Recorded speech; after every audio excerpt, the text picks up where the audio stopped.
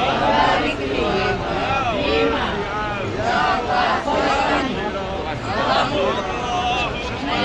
اللهم سبحان الله والحمد لله ولا